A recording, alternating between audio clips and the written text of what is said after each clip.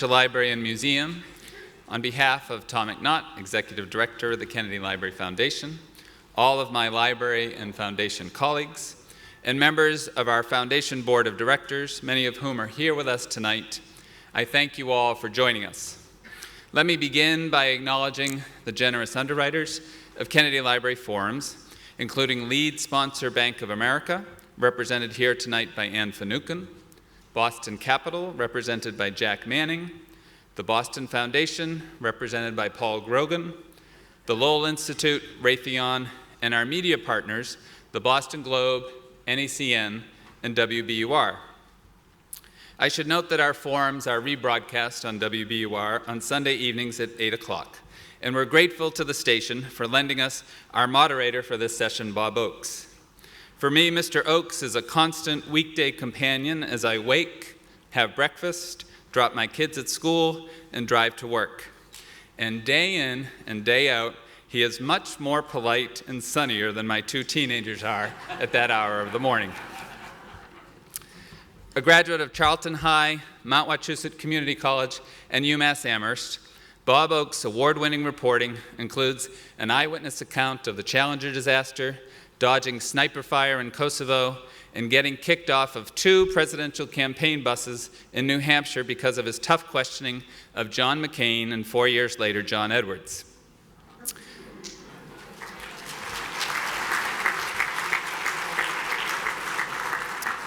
Don't worry, Governor, he's promised to be on his best behavior tonight. Our purpose today is to hear from Governor Deval Patrick about his life as told through his inspiring new memoir, and so I'm hesitant to say too much in my introduction. Before I share a couple of anecdotes, let me remind everyone that the book is on sale in our bookstore, and there will be a book signing following today's forums, and we'll be taking written questions from the audience, so please use the index cards provided to you.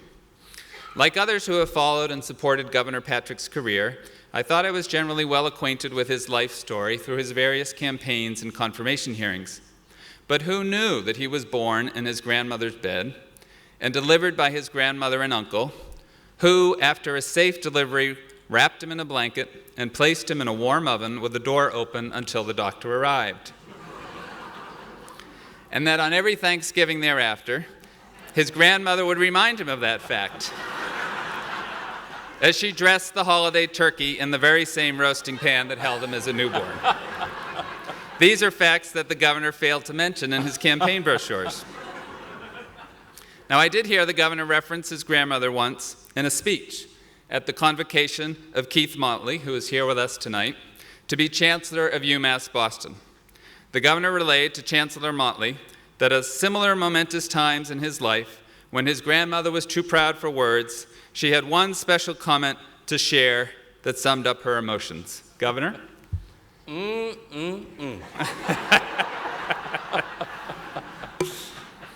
And as a boy, Deval Patrick won Father of the Year essay contest, and his subject was his grandmother.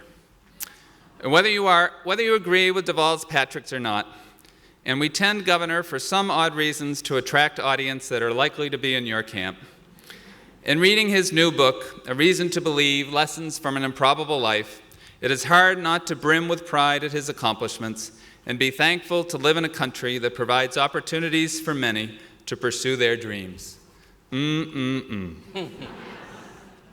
Just last week, many of us were reminded of why Deval Patrick is so successful.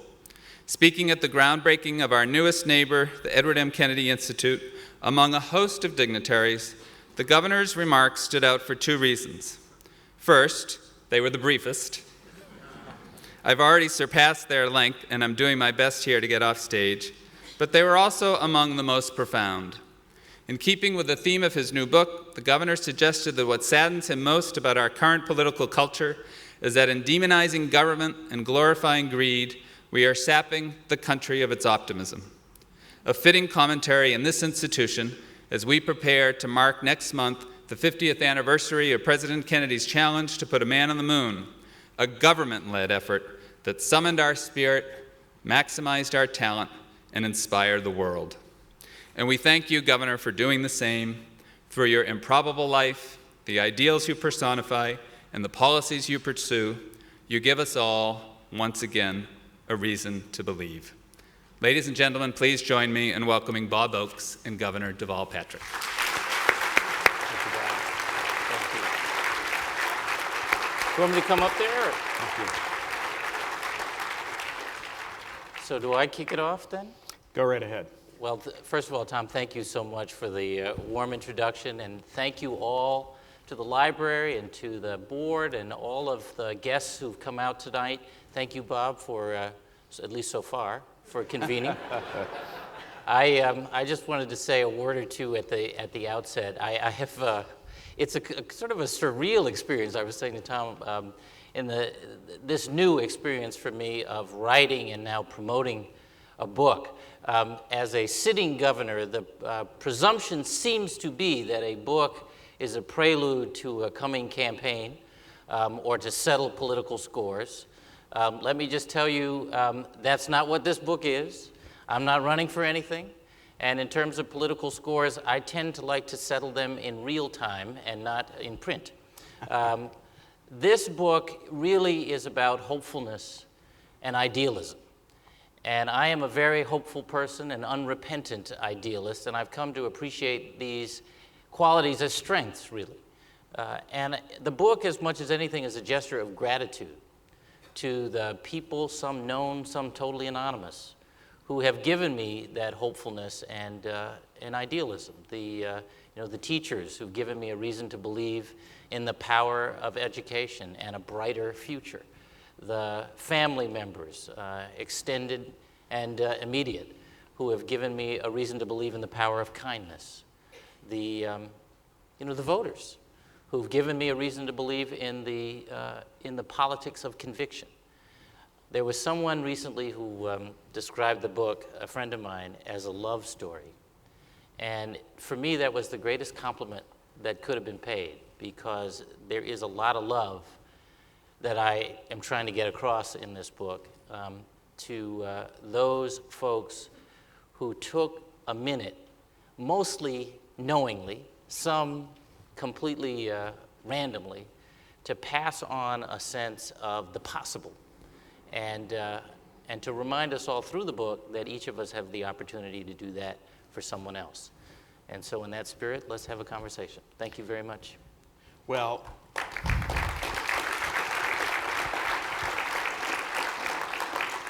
let me say, first of all, that I thoroughly enjoyed the book. Thank you. And although I'm not a book hawk, if you haven't purchased the book, I would suggest that you give it some consideration, or at least pick it up from your local library. There you go. Thank you. Thank you. And what my idea tonight is, we've chatted quite a lot over the years, and there have been a lot of tough questions, and there may be a few tonight, but what I hope to do tonight is learn more about you through the book and inform you folks about this guy who's been so present in all our lives now for so many years. So let's start this way. Okay. I remember a few years back, over a year before your first election, someone from inside WBUR came to me and said, "There's this guy named Deval Patrick." And I think I said, "Who?" I got that a lot. Yeah. And they said Deval Patrick is someone who'd like to come to Morning Edition and be interviewed, because on the show he's essentially going to announce that he's running for governor. He's going to announce his candidacy on your program. And we thought about it for a little while, and we agreed to the interview. And we did know who you were, because your name was being tossed about, but frankly, as a relatively unknown who was getting into the contest. But like a lot of other people, I don't think we thought you had really a ghost of a chance. Then we talked on the radio, and during our conversation, there was a little crowd listening in the control room and outside the studio, and you wowed just about everybody in terms of understanding Massachusetts, in terms of the compassion that you expressed, in terms of the hope for the future. And we all said later, he does have a ghost of a chance. Did you, at that moment, actually believe you could win? Or at that moment, were you just trying to influence the debate? A year out? A year out. More than a year out. I thought we could win. I thought that more to the point, I thought we would win, but I didn't leave anything to chance, and I didn't take anyone for granted. What we were offering and what I've tried to offer consistently is authenticity. This notion that we ought to have candidates who run willing to lose, meaning that we put out there exactly what we think, what we're worried about, what we're trying to work on. We talk to the voters as adults, and we listen to the voters and engage, because we have such a, it's such a fractured political climate that we live in, that whirls around us right now, and it's left so many people feeling as if government can't help them help themselves, can't function. In the book, you write that your life's mate, Diane, wasn't too sure that you had a chance. In fact, I think she thought you had little chance and that you should run for something less ambitious like Congress.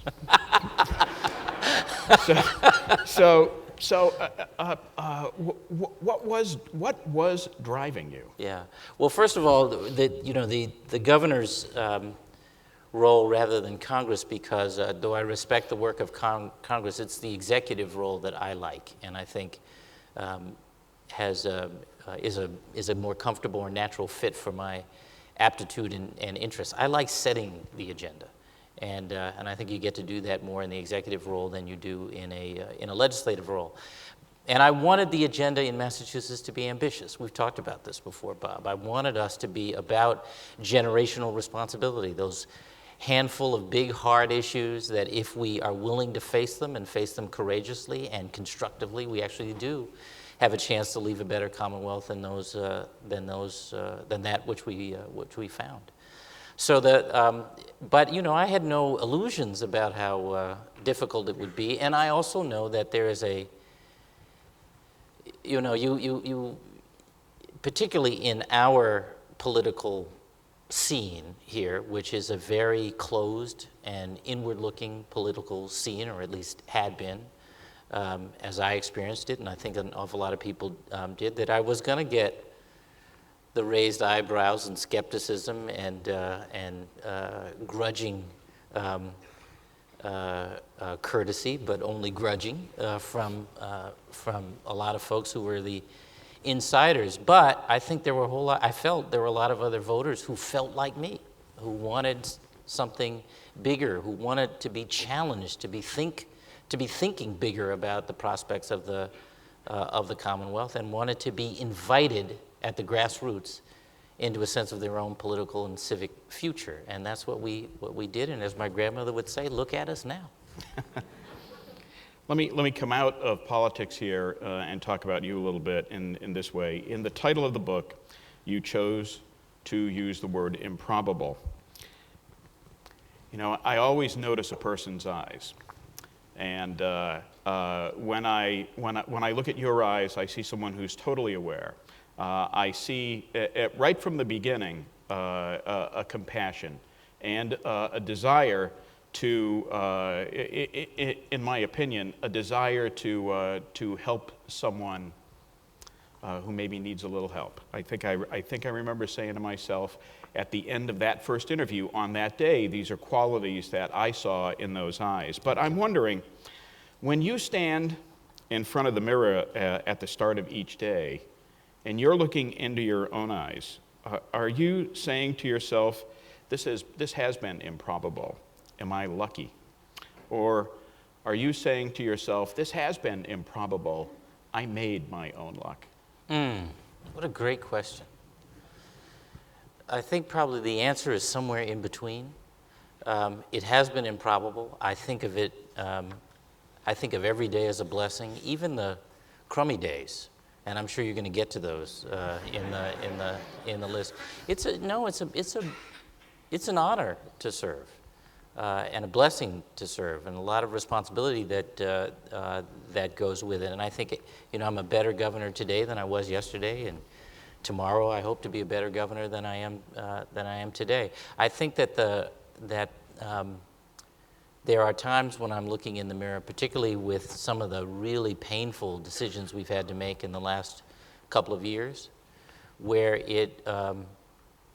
I think to myself, are we able to do all of the good I hoped we would be able to do, and are we in fact having to do some harm because there just aren't the resources or in some cases not the political support to get things done that I'd like to get done. I'll give you one example that's been weighing on my mind, and I think I see a number of supporters, folks who worked on the campaign who've probably thought about this, the whole question of youth violence. First of all, I struggle with the question whether that is supposed to be the governor's role or a mayor's role or a local government kind of role, because it's inherently a local kind of question. But I also know that there are different expectations for me as governor that my predecessor and other predecessors simply didn't have.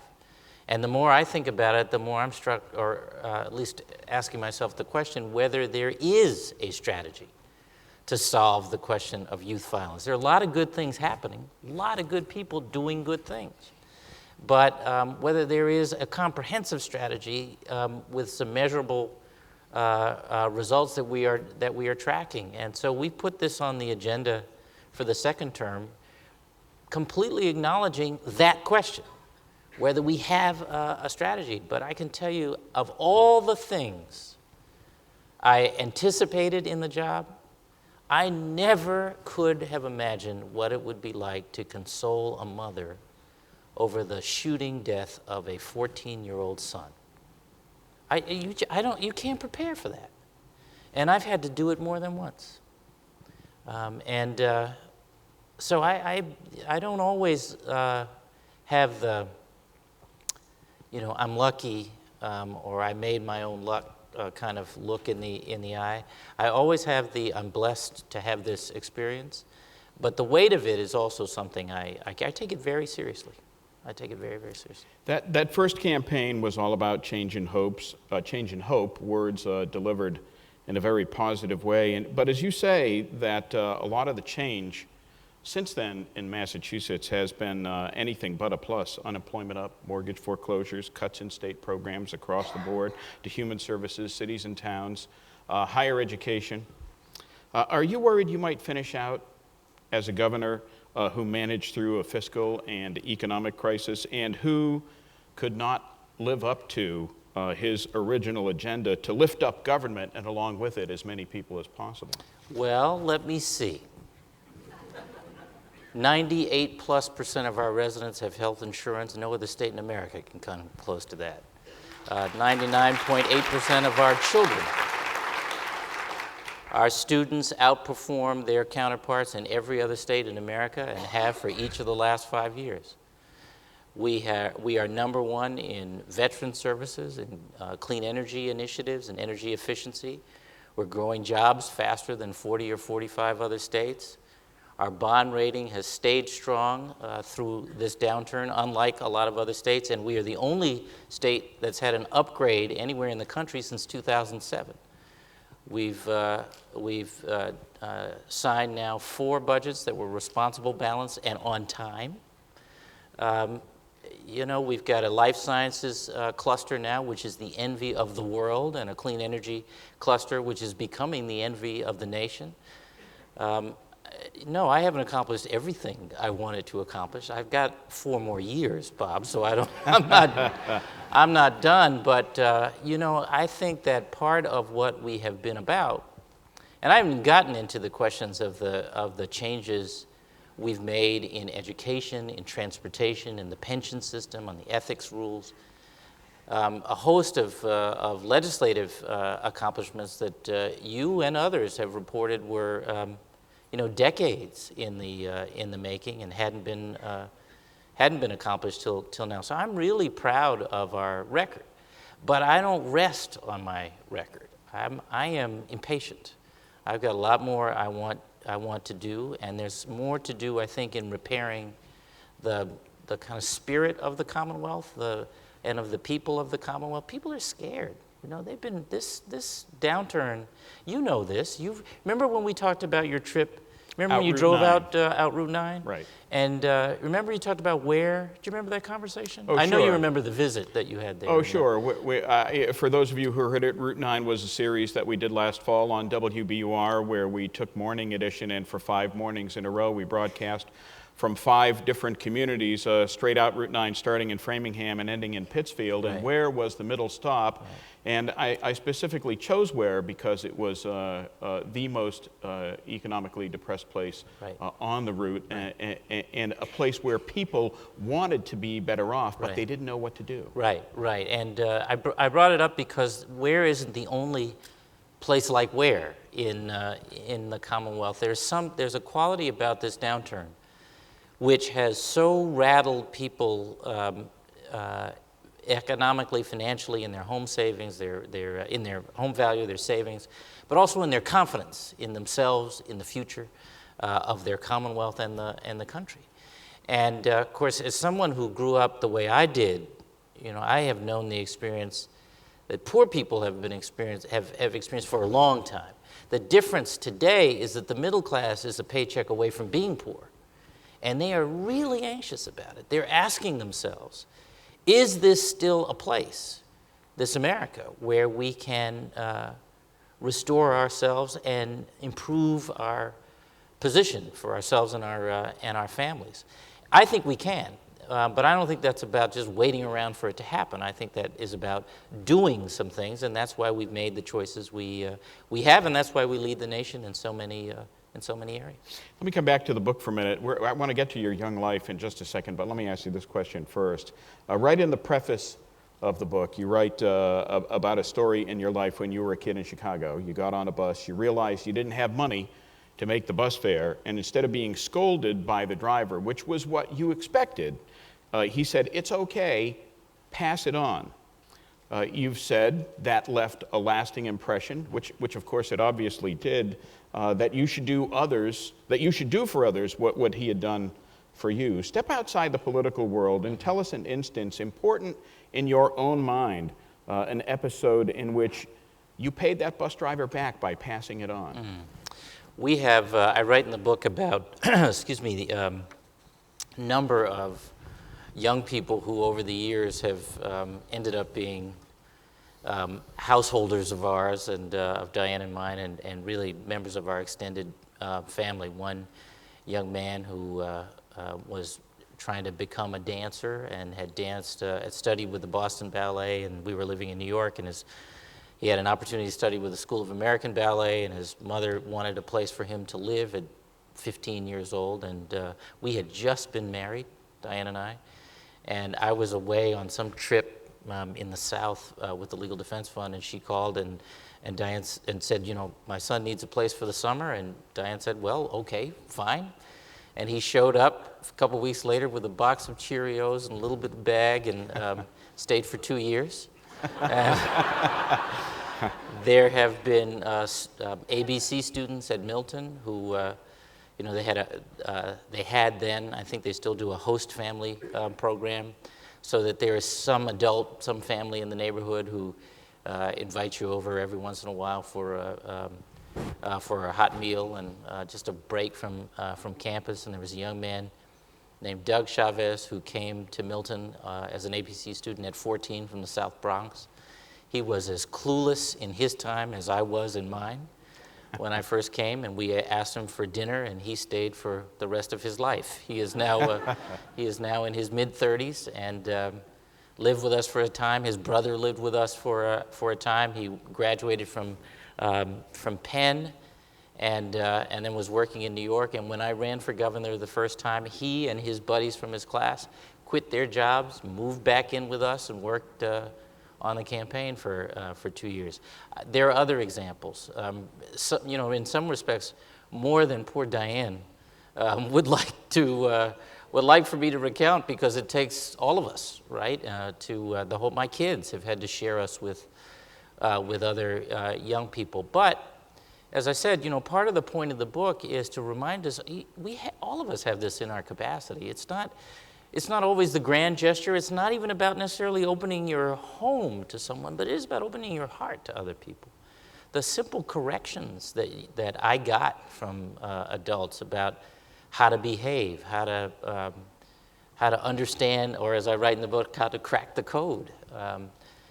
Those things are much, much more impactful than I think sometimes people realize. But if we're conscious of them, then maybe we'll do more of this. And as we do more of this, maybe we make a better world.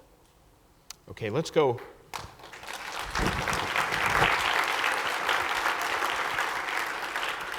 Let's go all the way back. All the way back. Oh, well. We already did the turkey pan. Do you still have that pan? We save bronze everything. now We on save the, everything in our family. Do you still have the turkey pan? No, I don't think we have the turkey pan. Not an easy home life as a young boy. Jazz musician father left the family when you were 4. You and your mom and your mom and your sister Rhonda went to live with your grandparents, where Graham, your grandmother, would buy 1 can of frozen orange juice a week, which in a way has led you to, at times, as you explain in the book, become a bit now of an OJ hoarder. Why don't you tell us that? Well, my grandfather was the breadwinner in our family, and he had an incredible work ethic, just an extraordinary. He was also the most dignified man I've really ever known. And my grandmother kept very different economies in our home. So there was 1 shelf in the refrigerator for her stuff, and for her and my grandfather's stuff, and another shelf in the refrigerator for my mother to fill with stuff for us. And we got together, all those household economics came together on holidays and on Sunday morning for the big breakfast, which was the bribe for going to church, as I write about in the book. But my grandmother would get this one little can of frozen orange juice concentrate and make enough orange juice for my grandfather to have a glass before he went to work every day, and he worked just about every day. And it was off limits to the kids, off limits, and too expensive for my mother to buy. So you have to imagine what it's like for an 8-year-old to come in from playing outside in the hot summer and open the refrigerator, and there is that juice calling to you. The little beads of sweat on the side. And you'd think, well, just a sip, no one will notice. And if you could keep it to just a sip, you might be able to get away with it. But a sip turned into a gulp or something, and man, she'd let you have it. Now, for the longest time, Diane didn't understand why I would come back from the grocery store with gallons of orange juice. I don't even drink orange juice anymore. I don't think there's ever a day when I go to the grocery store when I don't get more orange juice, but that's what that comes from. So anybody who's looking for orange juice, come on by. We got plenty. The Florida orange juice growers love you. Yeah. 1 bedroom for the 3 of you, bunk beds, which meant as you got older, one of you took turns sleeping on the floor on newspapers, a thin blanket, and a sheet. But you write that we always had, what we had was always orderly, even if our lives were not, as if making hospital corners on the beds would keep economic chaos at bay. What was the difficult part about trying to make sense in a boy's head of what life was like at that moment? Well, I'm going to take your question, Bob, to mean what is it like today to make sense of it? Because when you're in the middle of it, that's your reality, right? We didn't think of ourselves as quite as messed up as I came to appreciate. I mean, there were certainly challenges, but even the question of poverty, I write in the book, and I've talked about this publicly, my grandmother forbid us from describing ourselves as poor. She said, we're broke. Because broke is temporary, right? Her whole point was, and it's a lesson repeated by teachers and others, you have to imagine where you want to be. She didn't describe it this way, but this is my takeaway today. We had to visualize this middle-class life that she aspired to for herself and for us. And not ever feel, I mean, you know, I can't remember anyone in our family telling me I couldn't go to college. No one in my family had ever been to college, or close to one. When I got into the college I wanted to get into, and I was a student at Milton Academy, I called home, I got my grandmother on the phone, I said, Grandma, I'm going to college next year, I'm going to Harvard. And she was all excited, and she carried on and all that, and then she paused and she said, now where is that anyway? But I think she actually understood something about that better than I did. What she was excited about was not the prestige, it was the opportunity. It was the chance. And that's what we got in that household. I miss my father because he wasn't around. It wasn't that unusual in that neighborhood in those days for fathers not to be around. But I was blessed to have lots of surrogate fathers in the course of a life. And when I think about Bob, the trajectory from the South Side of Chicago to some of the experiences I've been able to have, the difference in my upbringing from our daughters Sarah and Catherine's upbringing. There's one story I might tell you about that, which I write about in the book. That's the part that I think is improbable and yet uniquely American. You know, I've told some of you here this story before, and I know I've talked about it publicly. When our daughter Catherine graduated from high school, I was sitting there thinking about the difference between her journey to that point and mine to that point, 30 years before. And you talked about, and I think many people here know about my own upbringing. Well, so there's, there we were, my sister and mother and I sharing this one room. Catherine's always had her own bedroom, most of that time in our house in Milton, which was in the neighborhood where I used to deliver newspapers as a student at Milton Academy. She had, by the time she got to college, traveled on 4 continents. She knew how to use and pronounce a concierge. And she had shaken hands in the White House with the President of the United States. When she was 5 years old, her homework assignment in kindergarten was to come home and describe, they were working on the changes in the seasons, and her assignment was to describe the 4 seasons to Mom and Dad.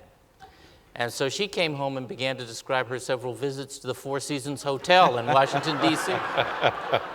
She said, first you drive up and the doorman takes your car. And she was 5 years old, right? But the point is, one generation, and the circumstances of our lives, my family's life, were completely transformed. And while that story doesn't get told as often as we'd like in this country, it gets told more often in this country than any other place on earth. That is an American story. And I'm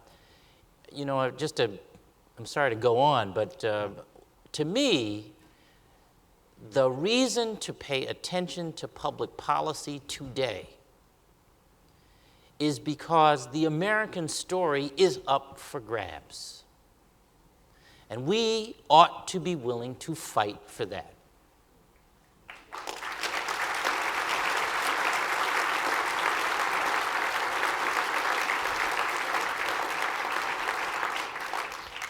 I want to ask another question about you as a young boy, because I'm trying to get at episodes in your early life that shaped you. And got you to this point. You said in those early years you were mostly a loner. You would play in the dirt with toy soldiers, creating imaginary battles, vanquishing enemies, and riding to the rescue. And I wonder if in some ways that's how you envisioned your life as an adult, being able to ride to the rescue. Wow. I feel like I should be lying down now. Plenty of floor. Anybody here remember Roy Rogers? Okay. Happy trails, right? So I never missed an episode of Roy Rogers. And when I write about riding to the rescue, that was my frame. But I've certainly been rescued more than once. and I think I have helped rescue others from time to time. You know, if we're not here to try to help somebody else to do something to leave it better for those who come behind us, what are we here for? What are we here for? Let me ask about Milton Academy. You applied because one of your teachers, Mrs. Weissenberg, am I pronouncing that correctly, saw great promise in you, but you were apprehensive. Well, I mean, I had no frame of reference for Milton Academy. In fact, I'm not sure I knew it was not a military academy until I got there. You know, the term academy seems slightly military. We knew what the choices were at home in those days. In the 8th grade, you had three, in Chicago in 1969, 1970, you had three choices. You could choose the vocational school, of which there were a number in the city. They taught things I now wish I knew, you know, like auto mechanics and tailoring and things like that, but they weren't college preparatory then. And I really wanted to go to college, and no one was discouraging me. In fact, my grandparents and mother were encouraging that. I wanted, in the worst way, to be an architect. I think I've told you before, I still want to be an architect. And so I thought of the technical schools in the city, and there were two. One on the north side, one on the south side. The one on the north side was famous, you know, beautifully equipped. The one on the south side was a mess. And I was graduating first in my class, but the north side school wouldn't take any south side students. They've been sued over that, I think, since, but that was the rule at the time. And the south side technical school was just not very strong. And that left the general high school in the school district, which was DuSable High School. The general high school was where, as I write in the book, our 8th grade classes were. And so I knew what that environment was like. It was, we'd had the Woodlawn riots come through the neighborhood in the previous summer or two. There was no glass left in any of the windows in our school. It was all plywood or plexiglass. There was a police officer at every intersection in the school. There were two buildings, so if you walked between the buildings, between classes, you know, between the periods, with a pass, you had to slide the pass under the door, and then the police would loosen the bicycle chains they kept on the doors, because there was so much gang activity. They were trying to keep trouble at bay, and there were, I mean, the school was just, there was a certain amount of chaos in the place. It was a 7th grade teacher, Mrs. Weissenberg, who told us about a program called A Better Chance. ABC. ABC. ABC's mission was to recruit kids, as the euphemism of the day went, from non-traditional prep school backgrounds. I definitely qualified for that. And you applied through ABC, and in those days, ABC placed you. So you didn't know what school you might end up at. You took the exam. You had to take a PSAT or something like that.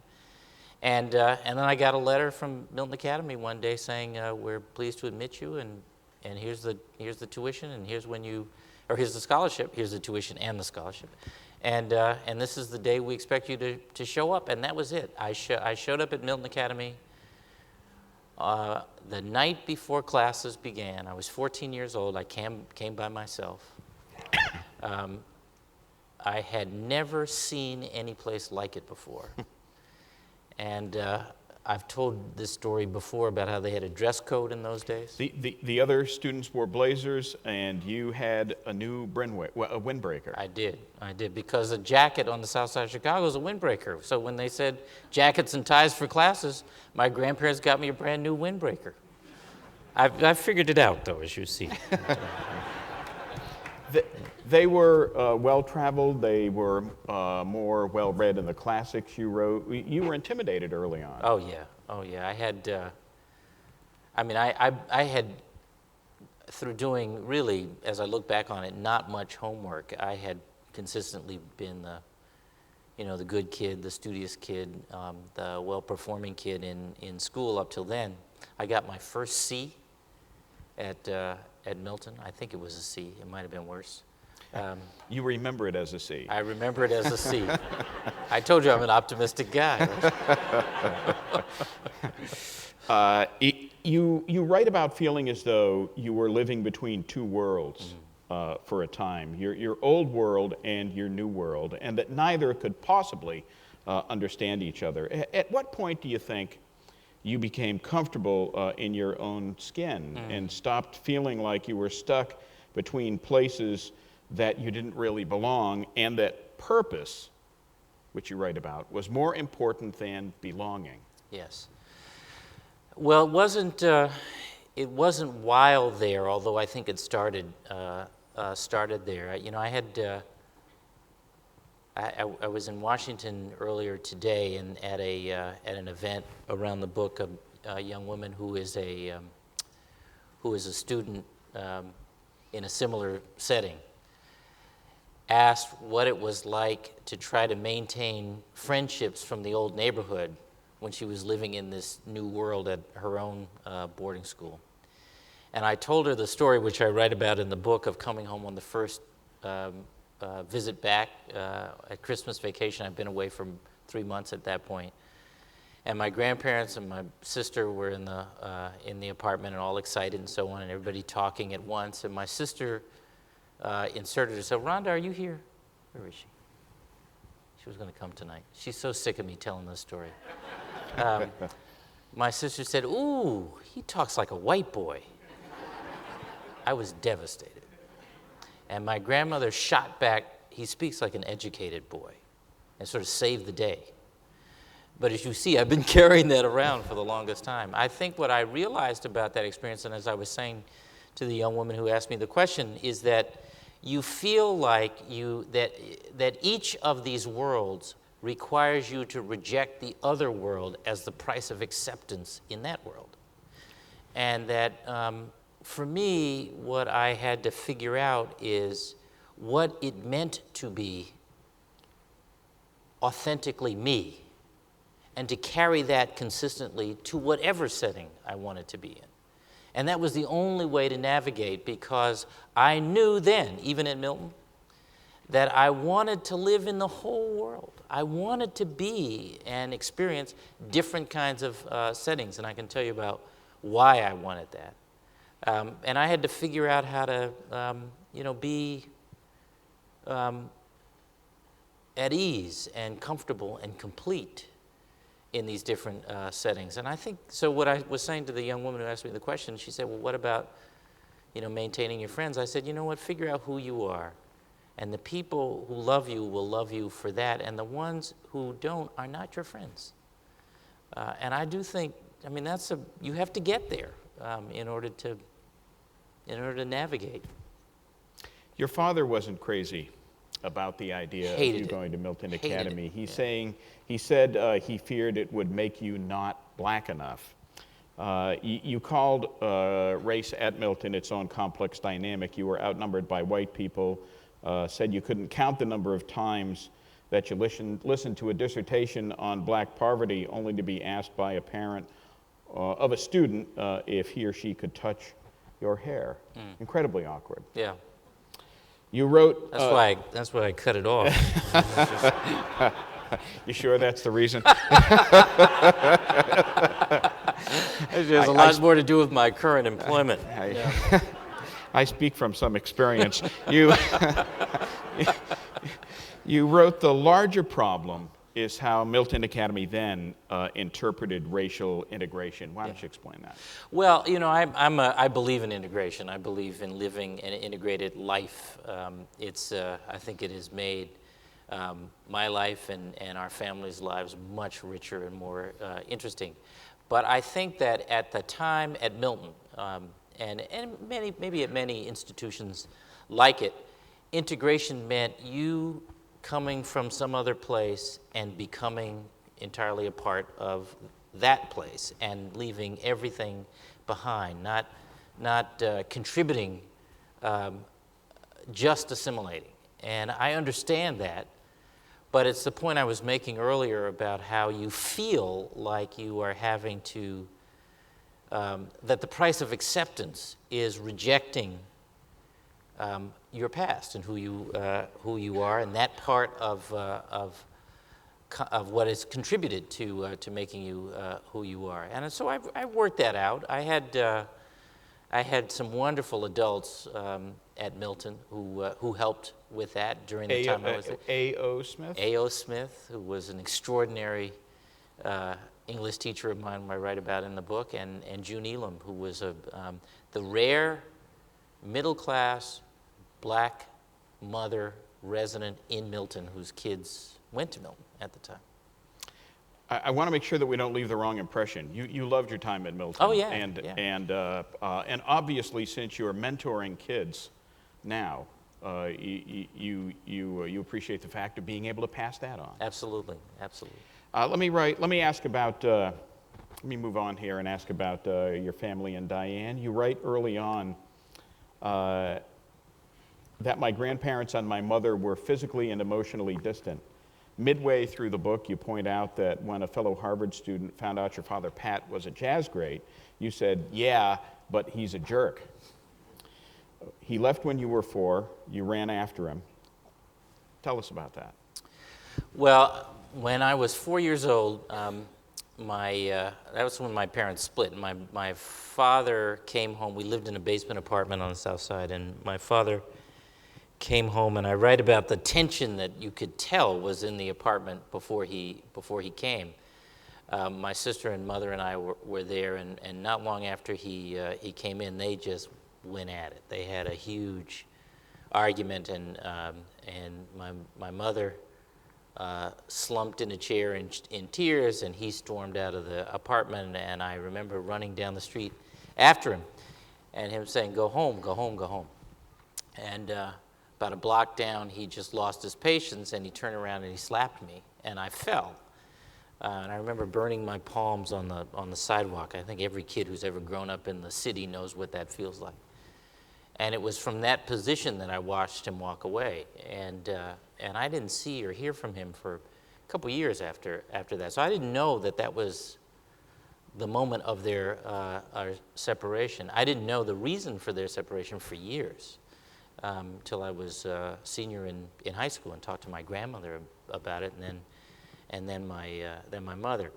My mother hoped for a reconciliation, not something, Bob, I knew at the time, but there were letters from my mother to my father in his effects when he died, and letters from him to her in her effects when she died. And when you put them together, it's really an incredibly poignant insight into their own difficult relationship. He moved to New York and with his band, the Sun Ra Orchestra, and I saw more of him when I came to Milton because we were closer to physically.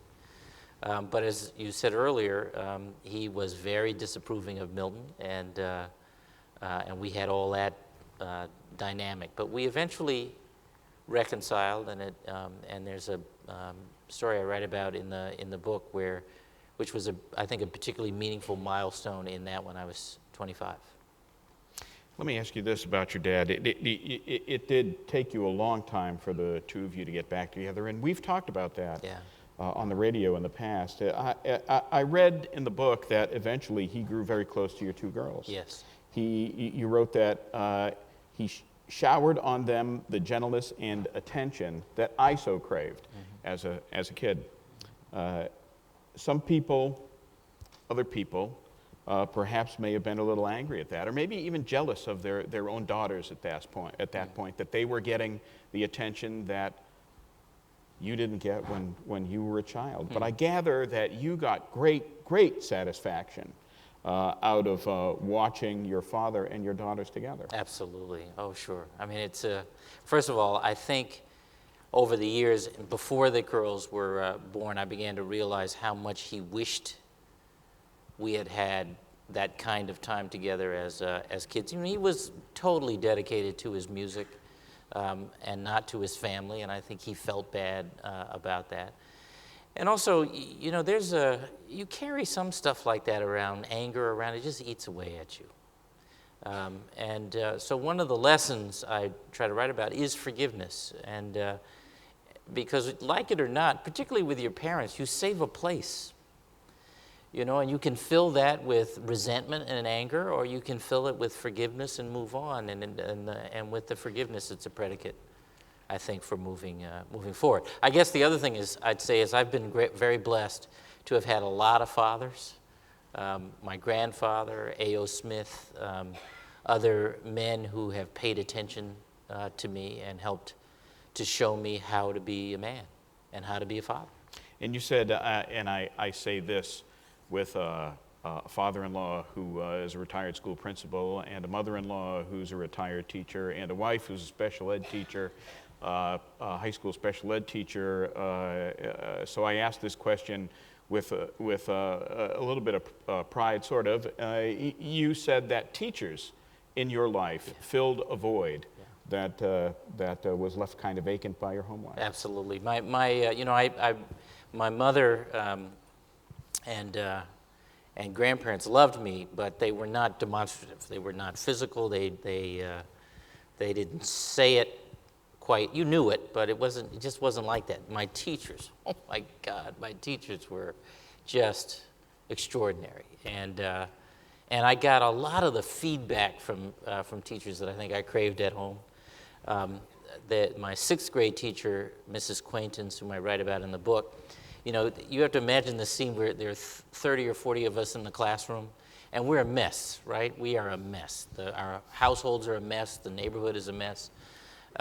She taught us to count and say the greetings in German. She took us to the first opera I'd ever seen. I didn't know what they were singing about. I still don't know what they're singing about, but I loved it then, and I love it now. She took us, there was a new movie out at the time called The Sound of Music. And she took us to The Sound of Music, and she used it to teach us about the rise of the Nazis and the Second World War. She's the first person who helped me imagine what it would be like to be a citizen of the world. And made us feel like it was completely within our reach. I mean, it's an incredible gift. She was present when I graduated from college and law school. She was present when I was married. She was present when I was sworn in as head of the Civil Rights Division in the Justice Department. She would have been at the inauguration if she were still living. My third grade teacher was at the inauguration. My seventh grade teacher, the one who introduced me to ABC, I've stayed in touch with. A.O. Smith, who has also passed away, was my ninth grade teacher at Milton, English teacher. Incredible character who we lost a few years ago, but I think about him every single day. Big picture, how did that entire dynamic, the family dynamic, the education dynamic, your childhood dynamic, inform and shape your relationship with your immediate family? Well, I am very, poor kids. I'm very demonstrative with them. I want them to have absolutely not one iota of doubt that they are loved and supported by me. I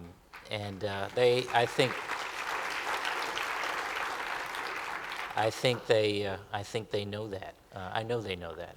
I think Diane, who is the most courageous and the smartest person I know, also knows she can count on me. We've been married 27 years now, I think, and known each other 29 years. And I write about how we got to know each other in this book, too. Well, I don't want to give it all away, but you write, and the reason I don't is because it's a great reason to pick up the book and read it. I don't want to give it all away, but you write very intimately, and I don't mean that in a Hollywood way, but with a disarming candor about how you found, courted, and grew to love and respect Diane. And I'm wondering, was it easy or difficult to write so openly about that relationship? Well, it would have been difficult if I hadn't had permission. You still got to go home, right? I mean, No, but it's a, we talked about it. It's, some of the stories, like how we met at a Halloween party in Los Angeles, are stories lots of our friends know. We've talked about. This was a costume party which was organized so that we could meet. Diane knew this, I did not.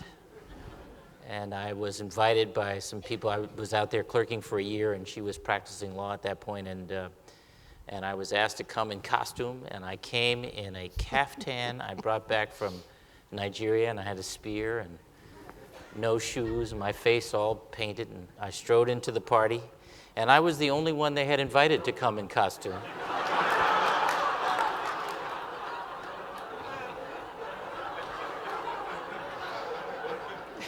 Diane wore a black silk pantsuit and pearls, as I recall. But I don't know if it was the fact that I was armed or what, but and then, I did not know that she was married at the time. I just want to let that sink in. Diane was about to separate for the third and final time from a actually quite abusive first marriage, and her friend, her very best friend out there, and I had met, and that friend had decided that we were right for each other, in fact made for each other, and that time was short because I was going to be in Los Angeles only for a year. And so set up the party. But I write about that abuse in Diane's life, and she's talked about it, by the way, publicly, which has saved a lot of lives in Massachusetts. I think the part of the book that has gotten the most headlines, as we saw a couple of months ago when parts of the book leaked out, was about how only weeks into your first term, in the middle of at that time, a constant stream of negative news stories. The stress built up, and Diane was hospitalized briefly at McLean's Hospital in Belmont for rest, working with a therapist, and recovery. It was a very difficult time. Yeah. And you write about how you considered resigning. The two of you talked about whether you should resign. We did. It was scary for both of us, and for different reasons. I think scary for Diane because when you are in that kind of depression, she said, and the doctor said, you feel like you will never get better. And so, and that's an awful place to be and for me to imagine. And it was a terrible time for me because, I love the job and I'm honored to do it, but it's an episode in my life. She is my life. Right. So there were real questions about whether this made sense. We, I think, both had the presence of mind to talk about it, but not try to make that decision in the middle of all that. And I'm so glad that I think, and she would say the same, that we decided to hang in. We worked real hard, to get to that place. And as I write in the book, I paid a whole lot of attention to the transition and the budget and trying to figure out how to be a governor, not having been in elective office before, and there were an awful lot of demands on her that I wasn't paying any attention to, and the connection really, the reason excuse me, Bob, just to connect it up, she was particularly despairing because the sense of not having control of her own life that she was feeling in the early days of the first administration was what she remembered feeling when she was in the last days of her marriage, of her first marriage. That sense of having someone else completely in control of your own actions and destiny. So it was really tough. How tough did time. you feel at that moment, given all that she'd been through, given your early life, right there under the microphone? There must have been incredible guilt. Well, that's what I was going to say. I felt guilty, I know Diane's a very private person. She's so good on the public stuff. She's so good. If, you know, during the first campaign when she was out there, I would always say to people, you know, they'd see us both at an appearance and they say, well, why that guy? How come we can't have her? What she's figured out, of course, is how to do as much of the First Lady stuff as she can and wants to, and not to feel so bad about saying no to all the rest of it. But yeah, I felt terribly guilty, and I think that's why we were having the kinds of conversations we were at the time about whether we should stick with this. I want to ask about your impressions about the media, because you write about it a little bit. I'm sorry, our time is up. You write, and I'm paraphrasing, for the first several days we placed a premium on secrecy. You sneaked in and out of the hospital. Even your staff didn't know for a few days. And you wrote, the doctors felt the meanness of the media would not be useful in terms of helping Diane get better. Did you share that view of the media then as being mean? And are we still today? You're a sweetheart. Come on. Yeah. No, really, when I use the term meanness, that wasn't mine, that was the doctor's. That was the doctor's. Yeah, That's why I asked if you shared that view. No, I didn't. Look, I think I understand better the job the media has to do, and I don't have to like it every day. I mean, come on, I don't have to like it, but I do have to understand it, and I have to work with the media if we're going to be successful in helping to inform people about what it is we're trying to do and why. The why takes longer, right, than what we're trying to do, and if you don't have a relationship with the media, then they won't listen to the why. They'll just want to hear about the what and pepper you with questions about that. The issue the doctors raised, Bob, was around the stigma of depression, and they worried that the reaction to Diane's illness would make her illness worse, would make it harder for her to get better. In fact, I will say, and I think I mentioned this in the book, I hope I did, the media was incredibly respectful of her and us in that period. And the outpouring from the public was incredible. I mean, just thousands. I brought bags of messages, letters, emails, prayers, words of encouragement, and Diane continues to get them. And as she talks about issues of domestic abuse or her own experience with depression, she still gets those kinds of that kind of feedback that she has saved lives. And I'm not exaggerating. It's a beautiful, beautiful thing. Couple more questions, and we'll take a few questions from the audience here. Let me back up a little bit. Campaigns can be crazy from the outside, from our perspective, and from the candidates as well. You write about how you had to push back against news stories or stories that didn't quite make the news because they were not true, not true. Things such as defaulting on your mortgage or using cocaine, crazy stories. Can you just clarify what you just said? Because none of that is true, well, by the way. Which is why I said it the way I said it. Yeah.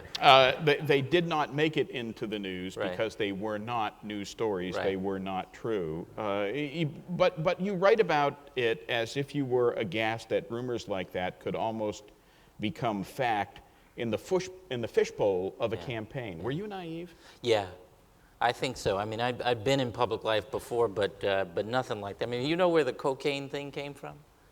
I used to work at the Coca-Cola company. Someone heard I was involved with Coke, and that turned into a reporter saying, "We've got a tip that you have a cocaine problem." I mean, huh? Now I can understand the logic of it, but you know, when you're there on the receiving end of this stuff, you think, "Come on." And then some things get planted really purposefully. You know this, Bob. Well, I've read about it. No. But what I mean, so there are differences in the level of integrity in any profession, and sometimes things get reported that are rumors, and sometimes the rumors are verified first, and if they're verified and false, then they don't get reported. But dealing with that, how nasty it was, how intentional some of that guerrilla warfare is among campaigns. That's hard. That was tough. At what point in the process did you come to believe, did you come to say to yourself, you know, this is going to work, I'm going to be governor? Well, you know, Diane is I don't think I put this in the book, but when we talked in this early spring, I think it was, of 2005, about whether we were really going to do this, Diane said to me, you know, if you do this, you're going to win. And she was very apprehensive about doing it, as I said, because she was such a private person. I knew we had to work real hard. I sensed, as I said at the outset, that there was something that other people as citizens were feeling, as I was feeling as a citizen. But I don't think I knew it was a done deal until, and I was confident it was a done deal until the race was called shortly after the polls closed. And certainly the same thing the last time around, because I just don't, you know, you just don't take that sort of thing for granted. I want to ask about your future. You write in the book that a congressman friend of yours once said to you in relation to your political savvy, quote, I love you, but I wish you were more of an SOB sometimes. On The Daily Show with Jon Stewart a couple of days ago, Stewart jokingly asked you if you'd ever consider giving up your conviction and idealism to enter national politics.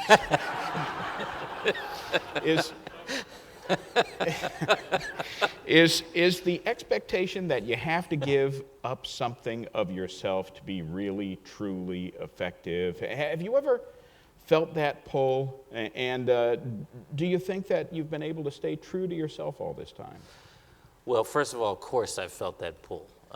But that's not a pull that is unique to elective office or to public life. That's a pull that people feel in their, you know, going to work in the bakery or you know, whatever it is. There are all kinds of opportunities where you are faced with choices. And I have never taken a job or done a job where I felt I needed to leave my conscience at the door. And one of the reasons why I feel confident in saying that is because I feel pretty versatile. I think I've got options. So if I've told you this before, Bob, and you usually roll your eyes when I tell you. But one of the great things about not being in politics as a career is that I can do this job without thinking about my career. I can think about what we're trying to do, what we're trying to accomplish, and what we're trying to leave. So you have to know that in some of the budget choices we've had to make, to invest here and not there, or to cut here in order to invest there, something that was worthy in order to invest more in education, for example, that those are really hard decisions. It's not that we think that the other choice is or other program is bad. That's hard. And I don't, when folks come and they sit in the waiting room there in the governor's office, you know, there's a back door in. I don't take the back door. I go in. I listen to the complaints or the advice or what have you. I sit with people. They tell me their stories. Sometimes I'm able to respond to that. Sometimes I'm not. But I think that's about being present in the job. And I think it is important to me that people know I struggle with some of these decisions because they are complicated and they are real people, not just line items. You've said many times now that your second term is your last term as governor and that you will not challenge Senator Scott Brown for the Senate in 2012. Although I'm pretty sure it's safe to say that there are a bunch of people in this room who yearn for you to do so, and probably more so right now than they did an hour and 20 minutes ago. Oh, wow.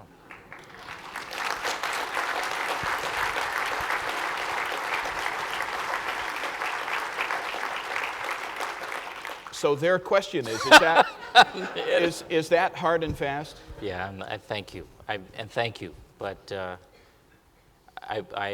no, that's not for me. Look, there's going to be there are already strong Democrats who are either in or thinking about coming in. I think there are. This is not a race that Senator Brown or anyone else should take for granted, and I'm fully confident there will be a challenger, and I appreciate the encouragement of those of you who applauded, and I've taken the names of those of you who did not. But that's not for me. So, last question before I go to audience questions. When someone then comes up to you and reads to you your slightly rewritten words from page 208, and they come to you and they say, given the acknowledged disillusionment of so many citizens that we talked about earlier, I urge you to return to the political process and renew your belief that you can make a difference. How does Deval Patrick respond to Deval Patrick? Well, I think, did I write that? I think what I am more likely to say to the person who asked me that question is, why not you? I mean, one of the things that happens in our political environment is that we look into this is not a dig on people who are in politics, but we tend to look to the existing politicians for our candidates. There are some fabulous candidates out there, but it's time we all step up. I appreciate I look out and I see so many people who are involved in campaigns and so on, so helpful, and I'm grateful. And some of you hadn't been involved before, and that's terrific. I met a guy today in Washington who is from Springfield. He told me his mother, he's about my age, he told me his mother has lived in Massachusetts for almost all of her 70-some-odd years and had never had never voted and wasn't registered. And the first time she ever registered to vote was in the primary in 2006 when I ran the first time so she could cast a vote for me, and she put a lawn sign out as well. I love that. And I think the next challenge I want to put to people is, how about you? You're asking me the question, you go run. How do we help you build a grassroots movement? How do we help you offer that kind of leadership? How do we help you find your voice and say what you think you can contribute, if that's the way you want to contribute? And the hard part of this, Bob, is that we as a Commonwealth and as a country have done so much to make the experience of serving so unpleasant on so many levels that it scares a lot of good people off. It doesn't have to be that way, by the way. It doesn't have to be that way. But I think that there are more people than sometimes we credit who are ready to serve, just need a little encouragement to do so, and people who are going to stick with them even when it's not going so well. Okay. A few questions from the audience. You've attended numerous funerals for fallen service members and consoled their family members. What goes through your mind at the sheer number of military funerals you found yourself attending? And I would add to that, I know because we've talked about this, that you go to these events as anonymously as possible. And not completely anonymous, of course, but you don't make a big public thing about your presence there. So answer this question and explain why. So actually, I write about this in the book. The first loss we had after I became governor, my staff said you should go to the funeral, and I didn't want to go because I didn't want to be misunderstood. I didn't want people to think you were showing up to to draw attention to the governor, and my staff said, no, it's important you go, and I said, well, I don't want to speak, and if I can go and just be a fellow mourner, just comfort the family, I will do that. It's some of the best advice I got that I've taken. I've gone to everyone or almost everyone. And I think the thing that goes through my mind, again, a little like consoling the parents who have lost their children to gun violence, there's really nothing you can say, but your presence turns out to be more meaningful than I thought. I've been asked to speak from time to time. I always decline. Probably the thing that strikes me most of all is the youth. You have to imagine these scenes because, frequently we are burying someone who is 18, 19, 20 years old. Their pals are there, and you can tell that this is their first close experience with death. Every once in a while, there is a mother holding a child that the soldier has not even seen, not even touched. And the disbelief, and yet the pride of sacrifice is a very humbling and profound thing. And I must say that this is a field of the question, and there are a couple parents here who I just want to, I love you guys, and thank you that you show up as often as you do. One of the things that I take away from this experience, and I go back into the hurly-burly of the daily life, and the work. It's extraordinary what we are asking in sacrifice of these mostly young people, and yet how unwilling we are to ask sacrifice of each other. I met a guy. I went to Iraq and Afghanistan last summer. And I had some time with National Guard, Massachusetts National Guard soldiers we were able to rendezvous with. Incredible what they do. They put on like 30 pounds of body armor and a 15-pound helmet and at least it felt that way to me, and a rucksack that's a bunch of other pounds, and they get in this armored vehicle, which is all sealed up and is about 110 degrees inside, and they do that all day long, sweat like you wouldn't believe, and they get up and do it again the next day. And this one guy, and one of the things I would say to people is thank you for your sacrifice. And this one young man said to me, he said, the only people sacrificing, he said, are those of us over here. He said, at home, they don't even know there's a war going on. And I said, well, say more about that. And he was very specific about policy and rhetoric, and he said, as wonderful people show up with the flags and all that stuff, he said, but ask them to pay for this war? He said, they won't do that. You carry that with you.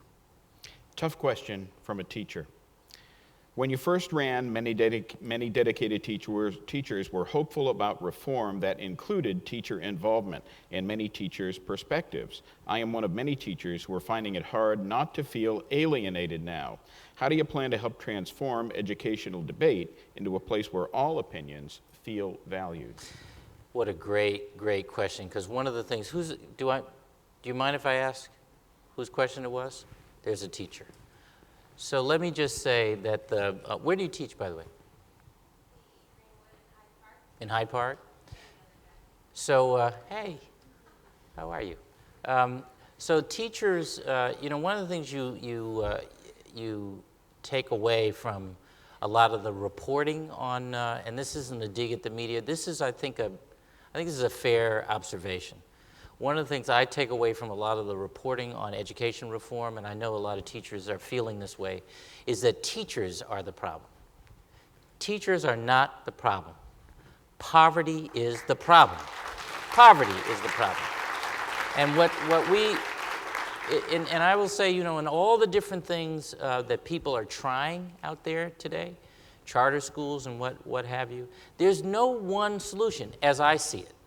There's no one solution. We got to try a bunch of different things and meet the kids where they are. And the import of the Achievement Gap bill, where teachers, by the way, were at the table in helping us develop the bill. They didn't like everything about it, right? But they were there and consulted and a part of it. One of the objectives, really the central objective of the Achievement Gap bill, is to give the space and the support for the teachers to try something. Try something. And the solution is not going to be the same in every school. The teacher and the parents and the other educational professionals in the school are more likely to have a sense of what is involved there than somebody sitting in my office, for example. So let me just thank you for the question, because of the opportunity it gives me to ask everyone here to thank you for the service that you give to those young people every day.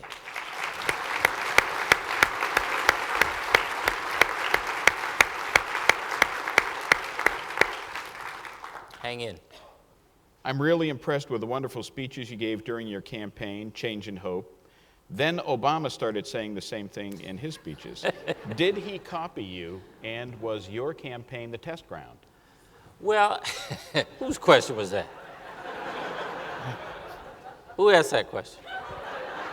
You did? Not exactly. I spent some time with David Plouffe today in the White House, and I talked to the president yesterday after the speech he gave yesterday afternoon on the deficit plan.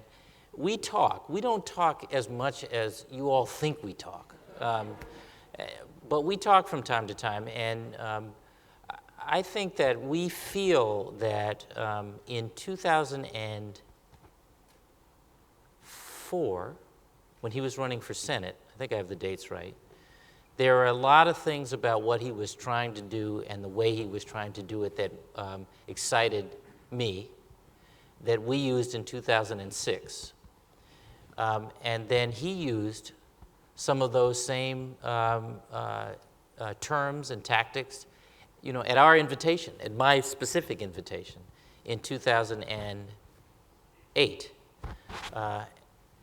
We built off of particularly some of the use of social media and so forth. They used a lot of stuff we did in 2006 when they ran the national campaign in 2008, turbocharged, and then we took some of those learnings again in 2010. I think there is a lot in it. We're not the same person, but there is a lot aligned about our philosophy of politics, and a lot aligned around policy. Not the same, but a lot. That turns out, I think, to be good for Massachusetts right now. It has benefited the people of Massachusetts enormously in very, very practical ways. But I will say this. You remember all the flap when the president was running about plagiarizing the just words riff? You remember that? And so when we had a dinner together on Martha's Vineyard in 2006, Senator Obama, then Senator Obama, and Michelle and Valerie Jarrett and Diane and me. And I said to him then, I said, I have 3 pieces of advice. And I had them all written on a little scrap piece of paper.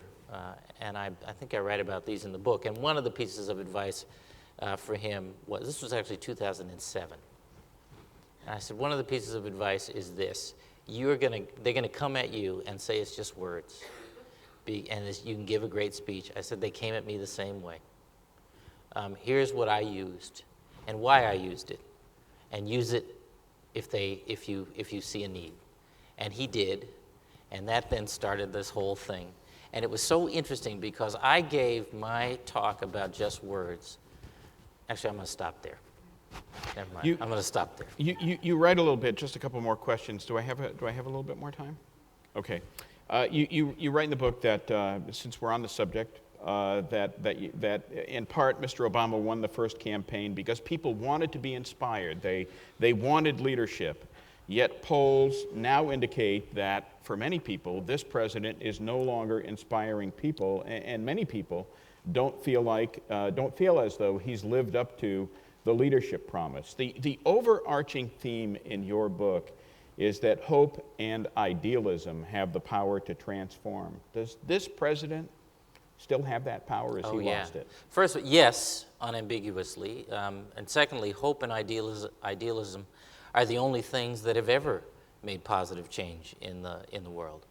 So it's not an original idea. My point is just to reaffirm the importance of them. What this president will benefit from is the campaign. Because the opportunity, and I found this in my own experience, the opportunity to connect what we've been doing into a narrative for people, and the attention that is given to a campaign as distinct from the day-to-day governing, was helpful. Exhausting, but helpful. And it'll be great for this president as well. And I think yesterday, which was not about the campaign, but was about his ability to, the president's speech yesterday, where he really started talking again beyond policy, but about what kind of country we want to live in. That's where he needs to be. That's, I think, frankly, where all of us want to be. That's the kind of conversation we are hungry for in this country, and I think he is uniquely capable of leading it. Will he win? What's he need to do? Well, I'm not a pundit. You got to ask he has to get more votes than the others. That's what he has to do. But and let me write that down. I think he will. I think we're kind of getting the high sign. So, Governor Patrick, I very much want to thank you for Bob. Thank you. allowing me to question you tonight. It's a pleasure. Thank you very much. Thank you very much. Thank you, everybody. Thank you. Thank you.